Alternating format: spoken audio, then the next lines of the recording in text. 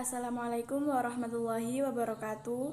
Perkenalkan, nama saya Dewi Anjani, NIM 2011050200003. Saya dari Fakultas Ekonomi dan Bisnis Islam, Prodi Ekonomi Syariah. Di sini saya akan mempresentasikan materi saya, yaitu ekonomi tertutup dengan tanpa kebaikan pemerintah dan kebijakan pemerintah. Pengertian ruang lingkup perekonomian tertutup dengan tanpa kebaikan pemerintah dan kebijakan pemerintah dalam perspektif ekonomi konvensional. Perekonomian tertutup merupakan sistem perekonomian yang menutup semua akses kegiatan ekonomi suatu negara dengan negara lain dan mengandalkan produksi barang dan jasa dalam negeri. Dalam membahas perhitungan pendapatan nasional dengan pendekatan pengeluaran, perekonomian suatu negara dapat digolongkan atas yang pertama yaitu perekonomian tertutup dan yang kedua yaitu perekonomian terbuka. Yang pertama yaitu perekonomian tertutup atau closed economy yang meliputi atas perekonomian sederhana atau perekonomian dua sektor dan perekonomian tiga sektor. Yang kedua yaitu perekonomian terbuka atau open economy. Pada bagian ini akan dibahas perekonomian dua sektor, yaitu perekonomian yang terdiri dari pengeluaran yang dilakukan oleh rumah tangga konsumen. Perekonomian dua sektor atau tertutup tanpa kebijakan pemerintah adalah perekonomian dua sektor yang merupakan perekonomian yang terdiri hanya dari dua sektor rumah tangga keluarga konsumen atau RTK dan sektor rumah tangga perusahaan atau industri atau RTP.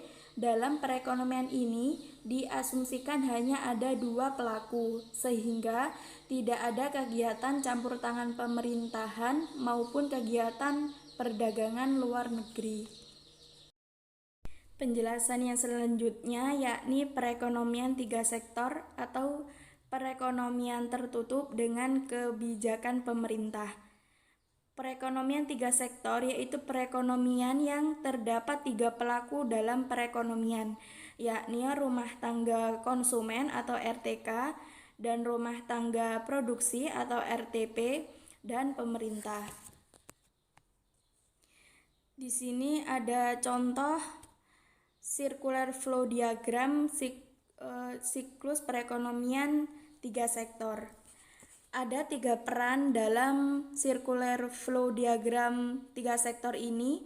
Ada rumah tangga konsumsi atau RTK, rumah tangga produsen atau perusahaan atau RTP, dan rumah tangga pemerintah. Siklus yang nomor 1, rumah tangga konsumen berperan sebagai penyedia tenaga kerja untuk sistem pemerintahan yang bertujuan agar sistem pemerintahan berjalan dengan lancar. Siklus yang nomor 2, rumah tangga produsen berperan sebagai penyedia barang dan jasa untuk pemerintahan agar sistem dalam pemerintahan tersebut berjalan dengan lancar. Siklus yang nomor 3, pemerintah membayarkan gaji, bunga, dan subsidi kepada rumah tangga konsumen. Siklus yang nomor 4, rumah tangga konsumsi siklus yang nomor 4, rumah tangga konsumen wajib membayarkan pajak kepada pemerintah baik dalam pajak bumi, pajak tanah, dan lain-lain. Yang kelima, siklus yang nomor 5 yakni rumah tangga produsen atau perusahaan wajib membayar pajak kepada pemerintah. Selanjutnya siklus yang terakhir yang nomor 6, pemerintah melakukan pembelian barang dan jasa kepada RTP atau perusahaan untuk sistem pemerintahan.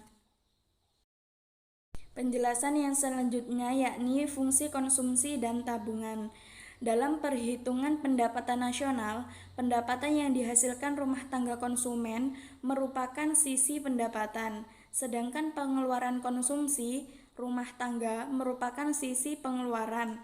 Tujuan konsumsi dalam teori ekonomi konvensional adalah mencari kepuasan tertinggi, penentuan barang atau jasa untuk dikonsumsi didasarkan pada kriteria tingkat kepuasan tersebut.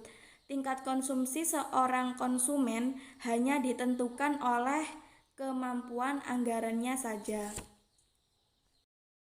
Penjelasan yang terakhir yakni kelebihan dan kekurangan sistem perekonomian tertutup. Yang pertama yaitu kelebihan sistem perekonomian tertutup.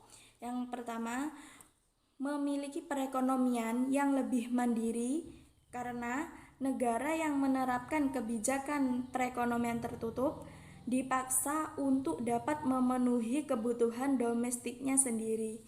Yang kedua, terhindar dari resiko nilai tukar dan permasalahan perekonomian global apabila sebuah negara telah bersifat independen. Yang ketiga, pengusaha lokal akan berkembang karena pemerintah menutup akses dari produk impor yang akan masuk ke dalam negeri. Kekurangan dalam sistem perekonomian tertutup. Yang pertama, menurunkan tingkat perekonomian. Dengan menerapkan sistem perekonomian ini, sebuah negara menjadi sangat tertekan baik dalam finansial ataupun pemenuhan kebutuhan domestiknya. Yang kedua, lebih sedikit variasi produknya karena semua produk hanya berasal dari dalam negeri saja. Yang ketiga, dikucilkan dari pergaulan internasional apabila suatu negara telah memutuskan untuk berdiri sendiri atau menjadi negara yang independen. Kurang dan lebihnya saya mohon maaf. Wassalamualaikum warahmatullahi wabarakatuh.